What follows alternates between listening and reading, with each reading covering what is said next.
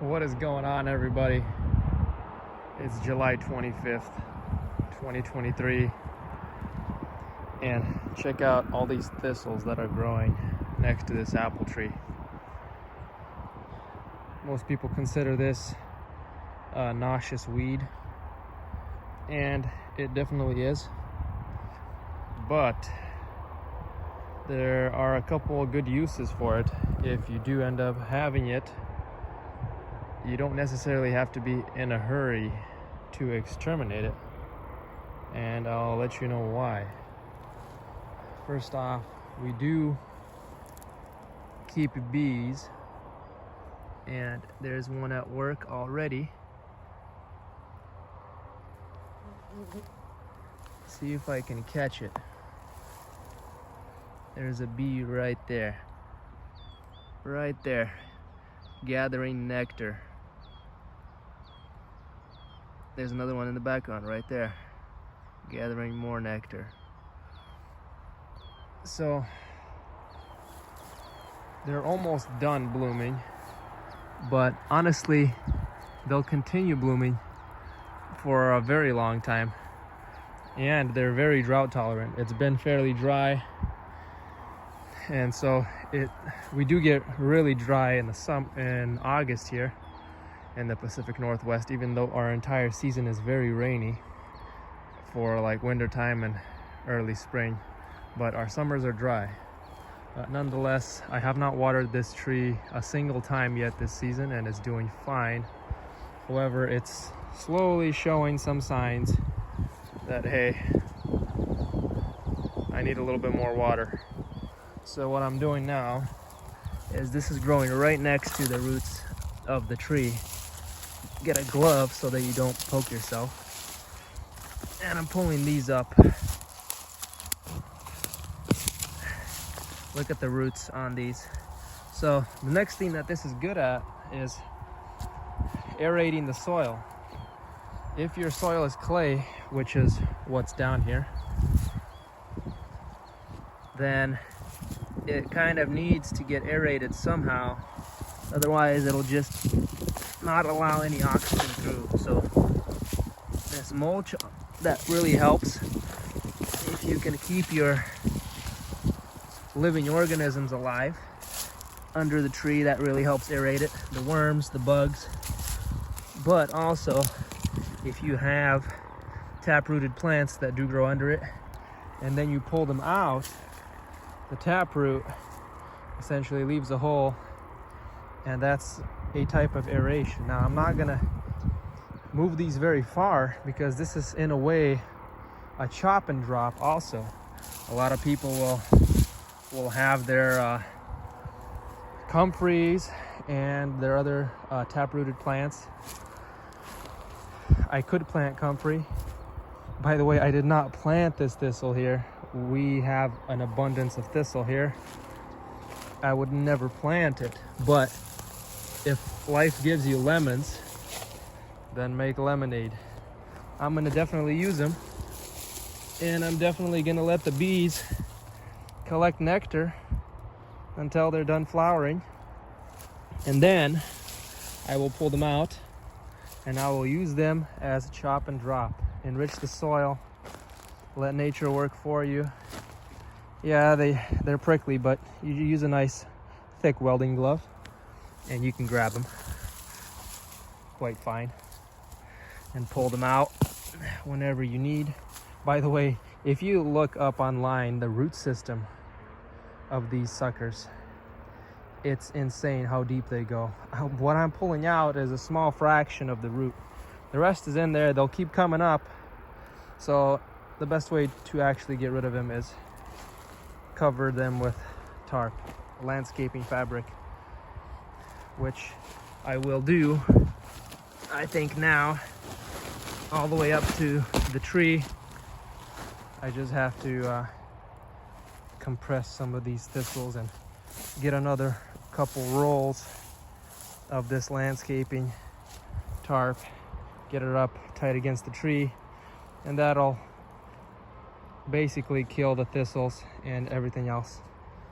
But I'm usually not in a big hurry to pull them out and get rid of them. if I do have them.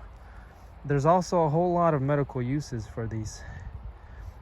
The roots are used for people that have like digestive issues, and there's all sorts of medical uses for this stuff.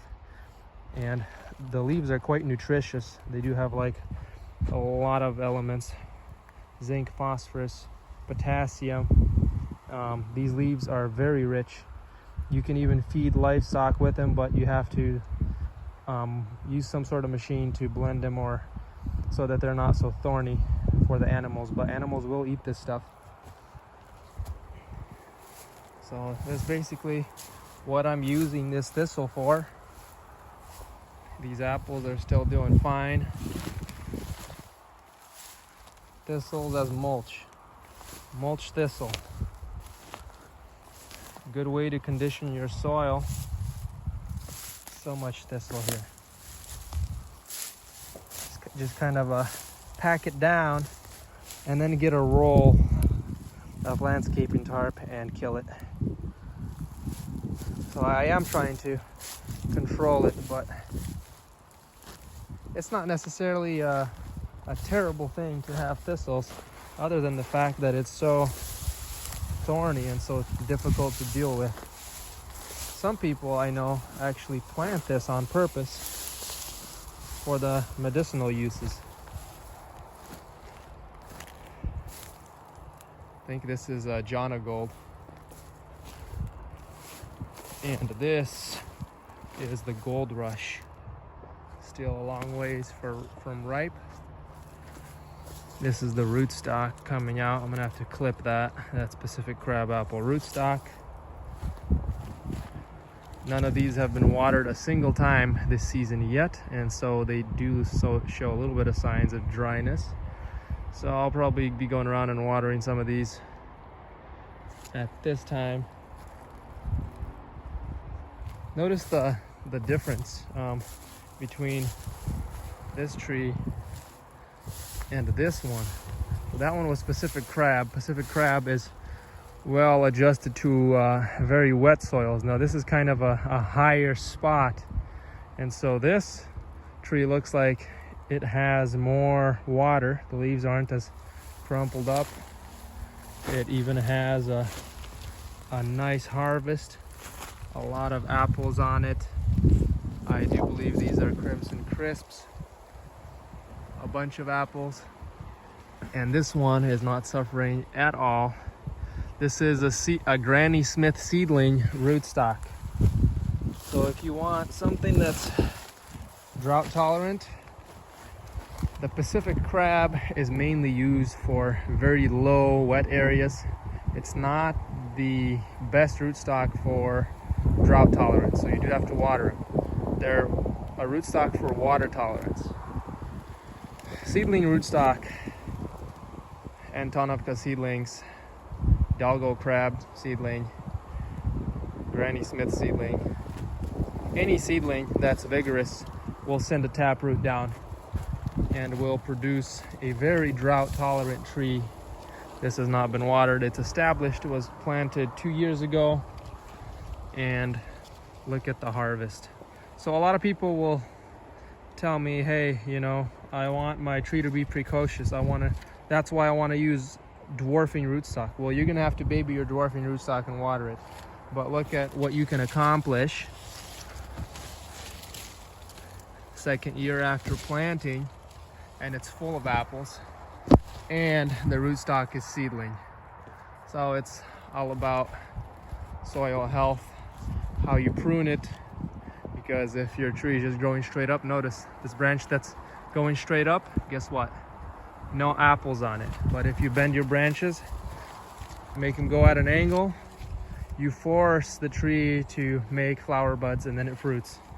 So it's all about training. Precocity is really all about training. Accidentally broke this branch, but I think that's it for my spiel for today. This is a red flesh apple called Almada. Not quite ripe yet, but I can show you the inside. Yeah, very sour. Not quite there yet. Thank you for watching, guys. I'll see you next time.